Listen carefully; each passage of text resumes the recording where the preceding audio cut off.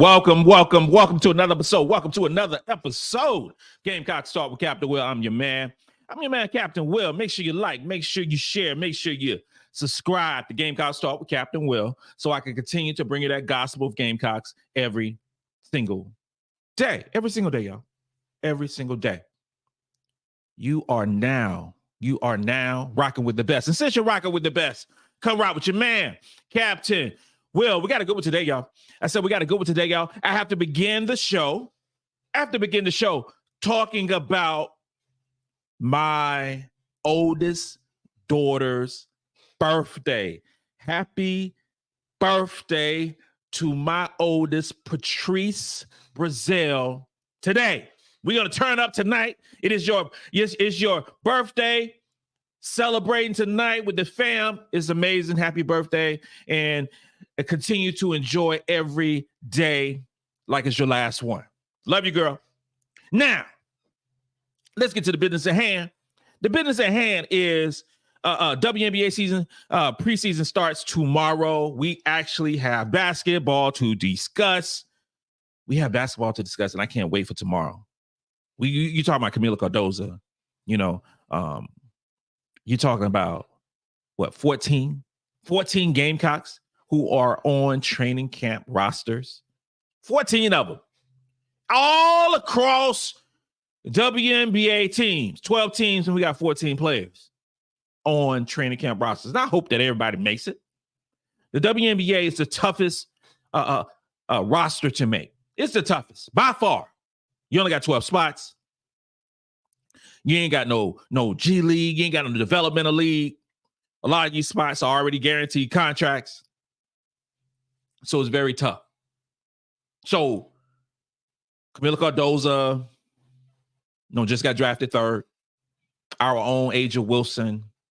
I mean, so many players, Zaya Cook and Ty Harris and, the ones that we know about, who we talk about a lot, Alicia Gray, Tiffany Mitchell. So many players who are on rosters. But I want to talk about 3 players who are giving a second chance, a third chance. Okay. I'm going to talk about Destanni Henderson. Let's talk about Destanni Henderson first. And I could have went through a whole bunch of them. I could have went through Kiki Harrington, who's one of my favorite players of all time. Ever put on a Gamecock uniform. One of my favorite players. But we're going to talk about Destanni Henderson first. Then we're going to talk a little bit about Bri Bill. And then we're going to discuss Alaina Coates. But Destanni Henderson, first off, okay? Destanni Henderson was an excellent player for the University of South Carolina. She was a prime recruit, 5'7" guard, 6th ranked in her 2018 recruiting class, number 1 point guard. Sensational player.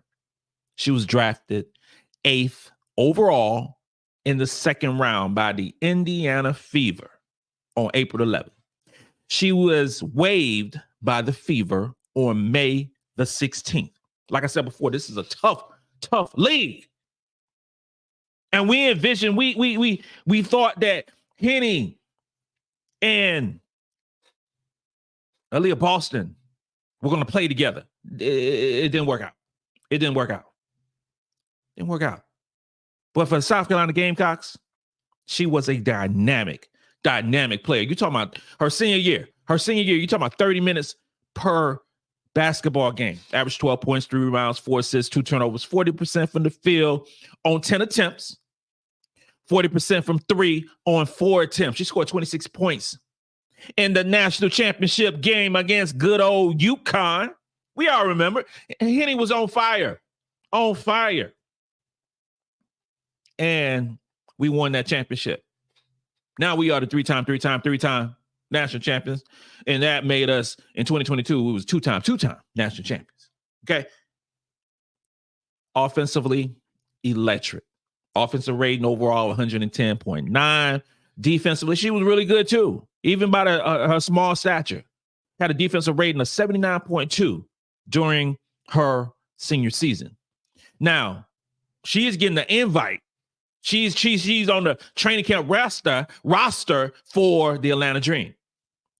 Now that is great on so many different levels because you're talking about multiple Gamecocks already on that squad. Letitia Meir, Alicia Gray, and then you got Henny. 3 Gamecocks on the 18-woman roster, but it's only 12 slots. There's only 12 slots. I hope she makes the team. I hope she does. I think she's worked so hard. But all these ladies have worked so hard. But I got affection for Henny. Affection for her. One reason because for Atlanta. And Atlanta's not, it's the closest team, for Captain Will to go see. So hope she makes the roster. Hope she gets her shot. Hope she gets a shot at greatness. And if it's not Atlanta, I hope it's another team. She deserves it. She's worked her butt off. And she is one of the better players to ever come out of the University of South Carolina. Facts on top of facts. The next player we're going to discuss is Bri Bill. Bri Bill was an absolute stopper for the University of South Carolina Gamecocks. We knew how good she was defensively. She really didn't get the credit that she deserved as a perimeter player, one of the best perimeter defenders in the country until late in her junior and senior season. We knew. Gamecock fans knew. And there wasn't a podcast called Gamecocks Talk with Captain Will back in those days to talk about it every day. But Bri Bill was a lockdown defender. She was 6'1" guard. She was 11th best player in her recruiting class back in 2019. She was 3rd best wing. And a lot of folks, always talked about, Bri can't score. She can't do this. She's limited offensively. She wasn't limited offensively. She came out of high school. She averaged 26 points, 14 rebounds. She was a baller in high school. McDonald's All-American 5-star recruit, like I said before, 11th ranked in her recruiting class. She was a baller. It just didn't matriculate as we thought it was going to be at the University of South Carolina. She tended, or she was used more as a defensive presence at USC. But she had a solid season. She had solid multiple seasons, in particular her senior season. Great senior season. Multiple accolades. And she was drafted 12th in the 2nd round in the 2023 draft class by the Minnesota Lynx. I thought she was going to make the roster. I thought with her defensive capability that she would make that roster. And it showed that Minnesota could have needed a player defensively like Brea Beal. But it didn't happen. And she was cut. She was cut. Now she's on the training camp roster with the Las Vegas Aces, which is in my opinion, the toughest roster to make.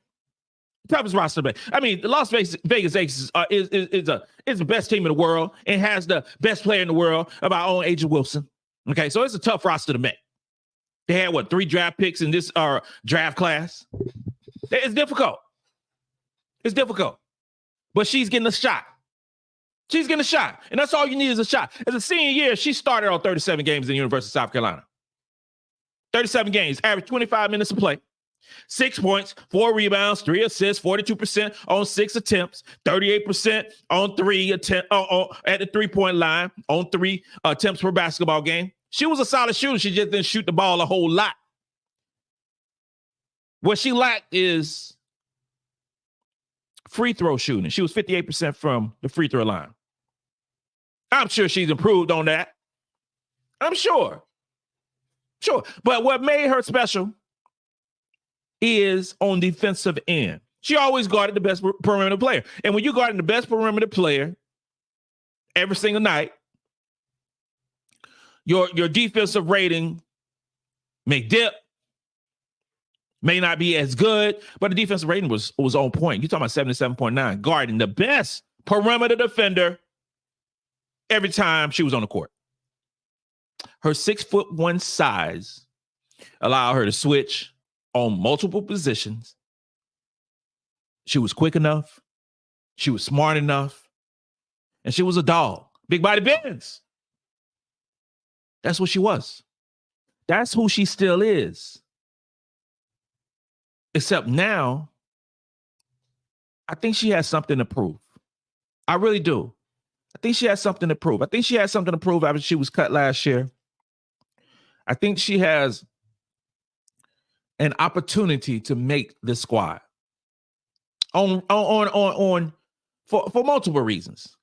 I think she's been grinding this year. I think she's gotten better. I think she's gotten better and better. I think she's in top physical shape. I think she's improved her offensive game in the should I say the off season. I think she has a chance to make the squad, and I think it would be amazing if she was form a tag team with Adhel Wilson. I ain't gonna lie. I hope Adhel Wilson got some pull in this organization to say, Bri Bill, come on down. I hope she does. I really do. It could be much like the situation last year when Alaina Coates joined the Aces and got a ring, got a championship. And let's talk about Alaina Coates. Let's talk about her. Alaina Coates was a great center from Irmo, South Carolina. South Carolina, Columbia, Irmo, 6'4" center. Alaina Coates. And Alaina Coates is a player that's not even talked about a lot. She is not discussed a lot when we talk about dynamic players that is put on the uniform at the University of South Carolina. She sometimes missed. Like, Alaina was a dog when she was here. She was 28th in her recruiting class back in 2013, rated the fourth best center. She was a dog. She was drafted number 2 overall. Number 2 overall in the 2017 draft. And was cut. And I was upset. It just didn't work out. She was cut by the Chicago Sky. It just did not work out. But Alaina Coates has another chance. She has another chance to do great things. This opportunity. I mean, it's her senior year. She started 27 games her senior year. She was a little banged up. If y'all remember, she was a little banged up. She still averaged 13 points, 11 rebounds, almost 2 block shots a game, shooting 67% from the field. She shot, 66% from the free throw line. Amazing defender. Her defensive rating was 74.4. You just think about it. When Alaina Coates and Adhel Wilson were together, 6'5", 6'4", dominant Twin Towers. Both excellent defenders.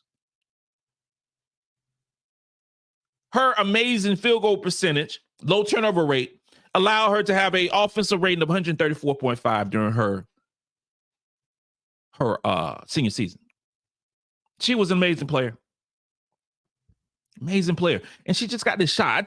She just need a chance, man. That's what irritates me so much with the WNBA. Not enough teams, not enough roster spots, and you got so many quality players who aren't going to make these teams. You got some pissed off fans. You got some pissed off fans this upcoming season because now you got more eyeballs on the sport. So you're going to see some of the top stars in college this year not make a basketball team. It always happens. Now you're going to have millions of folks watching it. Like, why is my favorite player on my favorite team, who is a top team in college basketball, is not making a WNBA team? 12 teams, 12 roster spots, only 144 positions. And a good portion of those positions are already filled. But Alaina Coates has a chance with the Seattle Storm. She has an opportunity. And with the Seattle Storm, she's already playing. She's going on the roster spot with Kayla Davis. Remember Kayla Davis? Oh yeah, when her and Alicia Gray came over back in 2017 and won that chip. Yeah. So she's on the roster with former teammate And it's cool. It's great. It's amazing. It's amazing. WNBA is here tomorrow, y'all. And Gamecocks are everywhere. Gamecocks are everywhere. Me here, Bree, Aaliyah looking phenomenal shape. A phenomenal shape. Kiki with the Phoenix Mercury. Kiki has been balling. I don't know if you follow, overseas basketball, but Kiki has been dominating overseas for years. I wish you would have made the Connecticut Sun last season when she was playing on the training camp roster with Ty Harris. Didn't happen. Now she has the opportunity to play at Phoenix. Her 3-point basket is sensational. I would love for all these players to make a squad. That would make me so happy, and we'll have stuff to talk about all summer until our Gamecocks take the court in November. We already talked about how, it's going to open the season in November in Las Vegas. I already said how happy I am regarding that. So that's just amazing on so many levels. That's just sensational. So many players, so many in a city that I love. That's just awesome. That's awesome. I'm gonna be doing a show real soon about 2026 possible Gamecocks and JC Abbey, who I think is the 4th ranked player in the 2026 class, and McKenna Wola Zosco. I know I'm saying that name wrong. So we're going to call her McKenna until I get the name right. I think she's a 5th ranked player in the 2026 class. Both amazing players, both offered by Coach Staley. We're going to look out for that because 2026 is not, too far away. Obviously, we're just going to be talking so much about the 2025 class, but 2026 is going to be good some discussions too. So look out for that. How about the WNBA tickets? The WNBA ticket sales are up 93% compared to last season. 93%. That is unbelievable. How about, I wish we could just rip up that media contract right now and start all over. Just start all over. 93% increase from last season. Yo, it's only going up. It is only going up. These girls are going to get paid. These young ladies are going to get paid. These grown women are finally going to get paid. And it's on the horizon. It's going to take a year or two. It's going to take a year or two. It's going to take those big old companies, those Fortune 500 companies to roll out that bag. I just saw that TNT with inside the NBA with Charles and Shaq and Kenny Smith and Ernie. Possibility of NBC bidding to put NBA games back on NBC. And it used to be dope back in the day. NBC, for my young heads who watching your boy right now, NBA was not always on TNT. There was must-see TV on NBC back in the 80s, back in the 90s, early 2000s. But I just read that they're talking about a $2.5 billion contract, potentially, if NBC get NBA games back on. $2.5 billion. The reason why the men are making so much damn money is because of contracts like that. $2.5 billion. And by the way, the ratings for the NBA are down. $2.5 billion. What the hell? I don't know what the media contract going to be for these women in a couple of years because they can opt out next year, November next year. But I tell you what, it better be a big old deal. And I'm telling you that right now. There are too many eyeballs on this sport now for these women, the greatest players in the world, to get peanuts. And they've been getting peanuts for a while because we didn't support it. We did not support it. We weren't buying their gear. We were not going to the games. They were not on TV enough. But now things have changed. We are buying the gear. We are going to the games. 93% increase since last year. They need a 93% increase of their pay next year. I think, this is just me, Captain Will, I think it should be some type of clause in that media contract, like an escalation clause. Like, okay, we beat those bullet points, so we're going to increase it more. You know, if you reach that target, we go a little bit higher. That's what I believe. That's what I think that should happen.